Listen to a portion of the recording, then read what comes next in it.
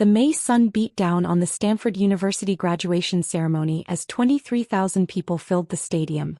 I sat in the sea of red caps and gowns, my computer science PhD finally complete after 6 grueling years.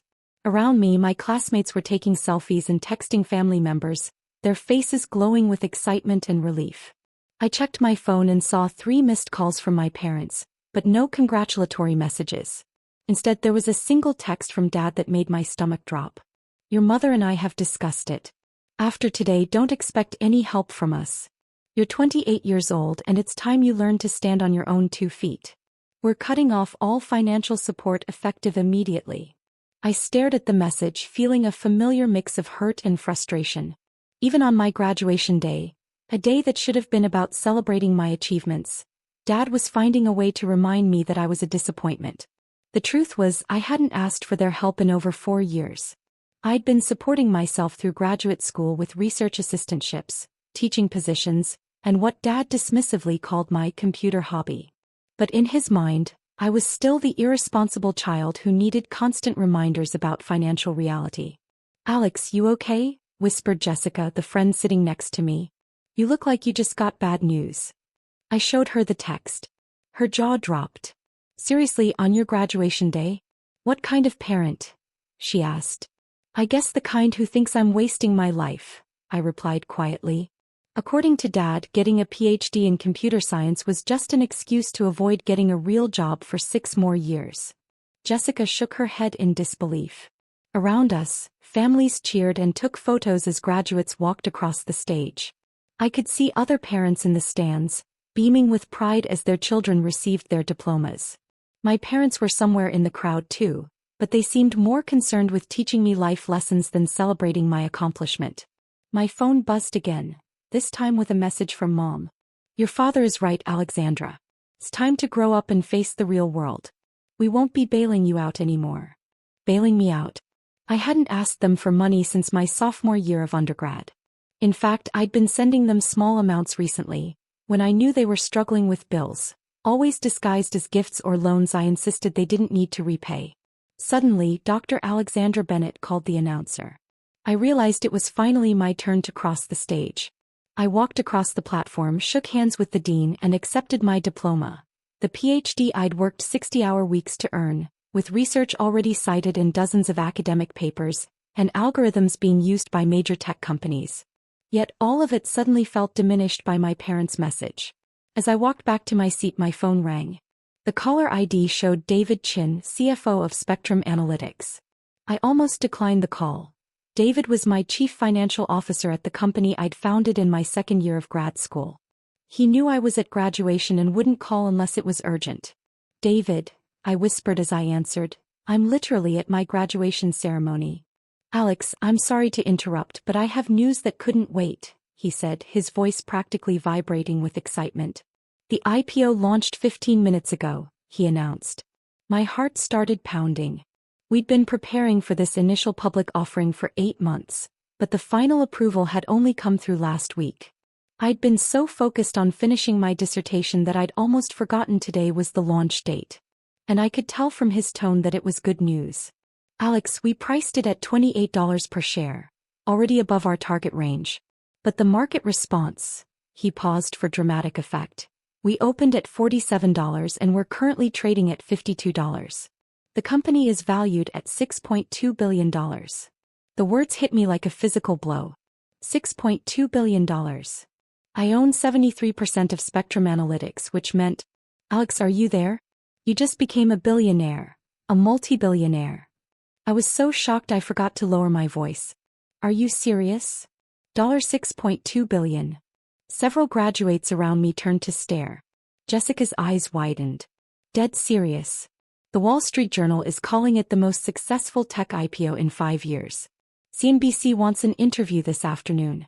Bloomberg is running a feature on you as the youngest female billionaire in tech. Alex, you did it, he said. I was trying to process this information when I noticed more people around me listening. The words billion and IPO had a way of cutting through the graduation chatter.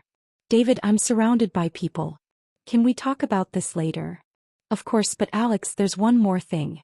Goldman Sachs is predicting the stock will hit $65 by the end of the week. If they're right, we're looking at a $7.8 billion valuation. My hands shook as I hung up the phone. Jessica grabbed my arm. Did he just say billion with a B? I nodded, still in shock. Around us, other graduates were staring and whispering. The news was spreading through our section like wildfire. That's when I saw my parents making their way down the stadium steps toward the graduate seating area. Mom was clutching her purse tightly, her face set in that stern expression she wore when about to deliver a lecture. Dad was checking his phone, probably preparing to send another message about my need to become financially responsible. They reached the edge of the graduate section just as my phone buzzed again. This time it was Maria Santos, our head of public relations. Alex, congratulations. The IPO is already making headlines. I have interview requests from every major business publication. The Today Show wants you on tomorrow morning, and Fortune is fast-tracking a cover story. I saw my parents getting closer, pushing through the crowd of families and graduates, clearly more interested in what I was supposed to do about my supposed irresponsibility. Maria, I said, I'm still at graduation. I know, and I'm sorry to call, but this is huge. Spectrum Analytics is being called the next Google. Your facial recognition software is going to revolutionize everything from security to social media. The Pentagon contract alone is worth $400 million. Now, my parents were close enough to hear if I spoke at normal volume. Part of me wanted to hang up and avoid the confrontation, but another part, the one that had been dismissed and criticized for years, decided it was time they heard the truth. Maria, can you repeat that? I want to make sure I heard the numbers correctly. Of course. Spectrum Analytics went public this morning at a $6.2 billion valuation. Your 73% stake makes you worth approximately $4.5 billion. The Pentagon contract is worth $400 million. Microsoft just licensed your technology for $200 million, and we have deals pending with Apple, Amazon, and Facebook. I'll put the call on speaker. The facial recognition algorithms you developed are being called a breakthrough in artificial intelligence. MIT is offering you a full professorship, and the National Science Foundation wants to fund your next research project with a $50 million grant.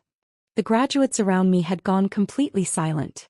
Even nearby families had stopped talking to listen to this surreal conversation happening in the middle of a graduation ceremony. My parents reached my row just as Maria continued. Alex, you're about to become one of the most famous entrepreneurs in America. The story is already trending on social media. Stanford PhD student becomes billionaire on graduation day, is the top headline on every business website. Dad's face had gone completely white. The phone he was holding slipped from his hand and clattered onto the concrete steps. Maria added, I should mention that the university is already planning to name the new computer science building after you. The $100 million donation you committed will fund scholarships for underprivileged students for the next 50 years. Mom made a small choking sound. Maria, thank you for the update. Let's schedule a proper meeting for tomorrow to discuss the media strategy, I said. Absolutely. And Alex, congratulations. You've built something incredible. I hung up and looked at my parents who were standing frozen in the aisle like statues. Dad's mouth was hanging open, and Mom was clutching her purse so tightly that her knuckles had turned white. Hi, Mom. Hi, Dad, I said quietly. I got your text about not expecting help anymore. The graduation ceremony was continuing around us, but our little section had become its own bubble of shocked silence. Other families were staring openly now, realizing they were witnessing some kind of family drama involving a billionaire. Alexandra, Dad finally managed to say, his voice barely above a whisper. What just happened? I became a billionaire, I said simply. The company I founded went public this morning. Spectrum Analytics develops artificial intelligence for facial recognition, security systems, and social media platforms. But you're a student, Mom said weakly. You don't have a company.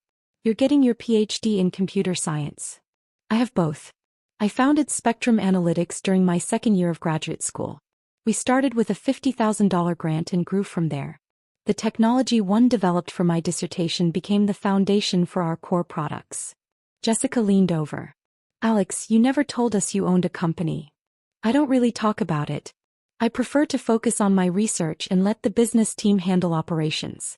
But we've been growing steadily for 4 years. We have offices in Silicon Valley, Austin, and Boston with about 300 employees. Dad sat down heavily on the concrete steps, his face pale. 300 employees as of last month? Yes. We've been hiring aggressively to keep up with demand. The AI revolution is happening faster than anyone expected, and our algorithms are considered industry-leading. I pulled out my phone and showed them the Spectrum Analytics website, which now featured a prominent banner announcing the IPO success. The Pentagon contract Maria mentioned is for next-generation security systems. The Microsoft deal is integrating our technology into their cloud services, and the university partnerships will fund research labs at Stanford, MIT, and Carnegie Mellon. Mom finally found her voice. Alexandra, if you have all this money, all this success, why didn't you tell us? Why let us think you were struggling financially? The question I'd been dreading. I looked at these two people who had raised me, supported me through undergrad, and then spent the last 6 years making me feel like a failure for pursuing graduate school. Because every time I tried to tell you about my work, you dismissed it as a waste of time, I said gently. Remember when I tried to explain machine learning algorithms at Christmas dinner 2 years ago? Dad winced. Or when I mentioned that my research was getting attention from tech companies, and Mom said I was living in a fantasy world and needed to prepare for the real job market? Mom's eyes filled with tears. I stopped trying to share my successes because you'd already decided I was irresponsible and unrealistic. It was easier to let you believe what you wanted to believe than to constantly defend myself. A graduate sitting behind us tapped my shoulder. Excuse me. Are you really worth $4.5 billion? I nodded. As of about 20 minutes ago, yes. Dude, you're famous. Your IPO is all over Twitter. They're calling you the youngest self-made female billionaire in tech history. More people were pulling out their phones, probably Googling my name and finding the news articles already published. I could see the moment when strangers realized they were sitting next to someone who had just made financial history. But all I cared about was the two people in front of me, looking like their entire worldview had just been shattered. Dad, I said, you texted me this morning saying I need to learn to stand on my own 2 feet. I've been standing on my own for 4 years. I've been running a company, managing employees, securing contracts with the biggest tech companies in the world, and conducting research that's advancing the field of artificial intelligence. I stood up, my graduation gown billowing around me. You said I was wasting my time getting a PhD instead of a real job. But this PhD isn't just a degree. It's the foundation of technology that's going to change how computers understand and interact with the world. My research isn't theoretical anymore. It's being implemented by companies with billions of users. The ceremony was still ongoing, but more people in our section were openly listening now. Some were recording with their phones, probably planning to post about witnessing this moment on social media. But most importantly, I continued, you told me not to expect help from you anymore. That's fine because I haven't needed help in years. In fact, I've been helping you. I pulled up my banking app and showed them a series of transactions going back 2 years. The mysterious gift card that paid for Mom's car repairs last year? That was me. The scholarship that covered cousin Emma's college tuition? That was the Spectrum Analytics Educational Foundation, which I personally fund. The anonymous donation that saved Dad's bowling league when they couldn't afford new equipment? Also me. Dad stared at the phone screen, his face cycling through emotions I couldn't identify.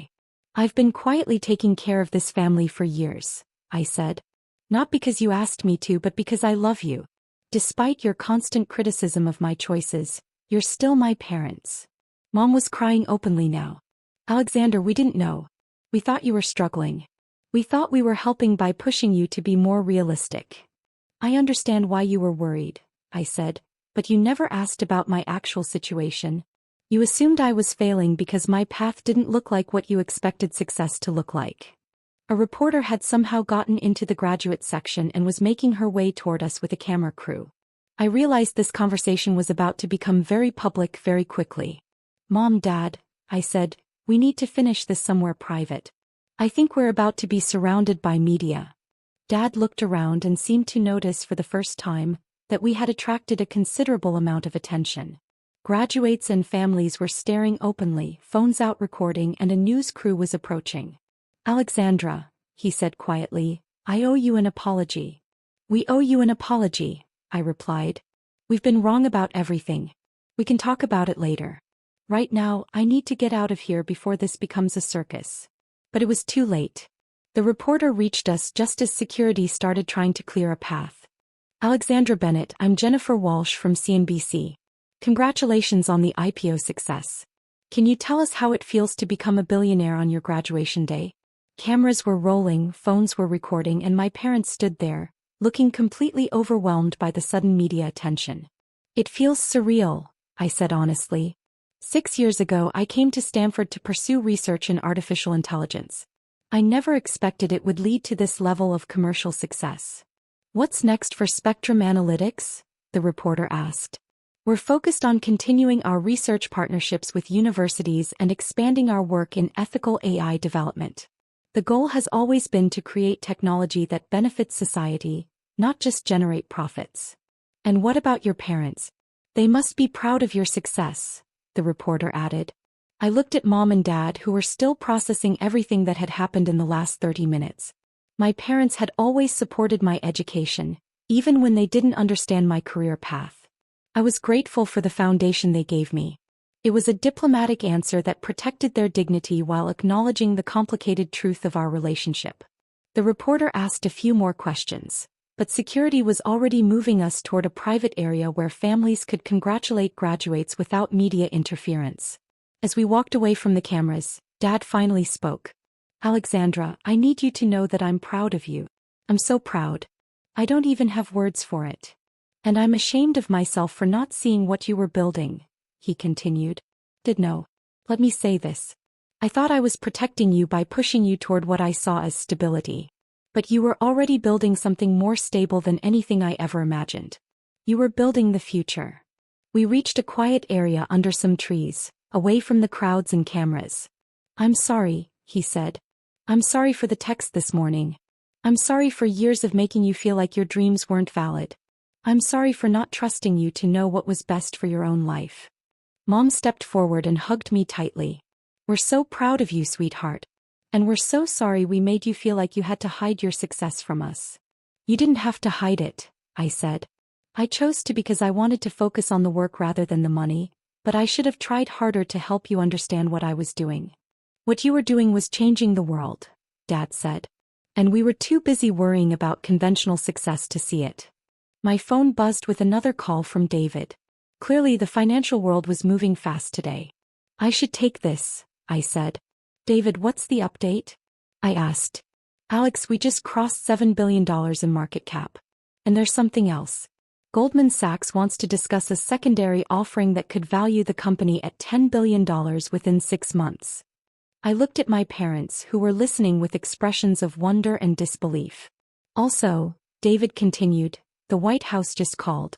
They want to discuss your joining a presidential advisory committee on artificial intelligence and national competitiveness. The White House. I repeated. The president personally requested me for the committee? Apparently, your work is considered essential to maintaining America's technological leadership. I hung up and turned to my parents, who looked like they were struggling to process any more shocking news. So, I said with a smile, I guess I should update my resume. Dad laughed. Actually laughed for the first time since arriving at graduation. I think your resume is probably fine, he said. But Alexandra, I want you to know that whether you were worth $4 or $4 billion, you're still my daughter. And I love you. I love you too, Dad. Both of you, I replied. Despite everything that had happened this morning, I was glad they were here for my graduation. We wouldn't have missed it for the world, Mom said, even if they didn't fully understand how significant today really was. As we walked back toward the ongoing graduation ceremony, I realized that becoming a billionaire wasn't the most important thing that had happened today. The most meaningful part was that my parents finally understood who I really was. That despite years of misunderstandings, our family was still intact. My phone buzzed with a text from Jessica. Your IPO is the top trending topic on Twitter. Also, can I get your autograph? I want to tell people I graduated with a billionaire. I laughed and showed the message to my parents. I guess our daughter is famous now, Mom said. She always was, Dad replied. We just didn't know it yet. That evening, as I sat in my small apartment, which I'd probably be moving out of soon, I reflected on how much my life had changed in a single day. I'd graduated with my PhD, become a billionaire, gained international recognition, and most importantly, reconnected with my parents in a meaningful way. My phone buzzed constantly with interview requests, congratulations from colleagues, and investment opportunities. But the message that meant the most was a simple text from Dad. Proud of you, kiddo. Always have been, even when I was too stubborn to show it. Tomorrow I would start navigating life as a public figure and billionaire entrepreneur. But tonight I was just Alexandra, a daughter who had finally proven to her parents that her dreams were worth pursuing, even when they didn't fully understand.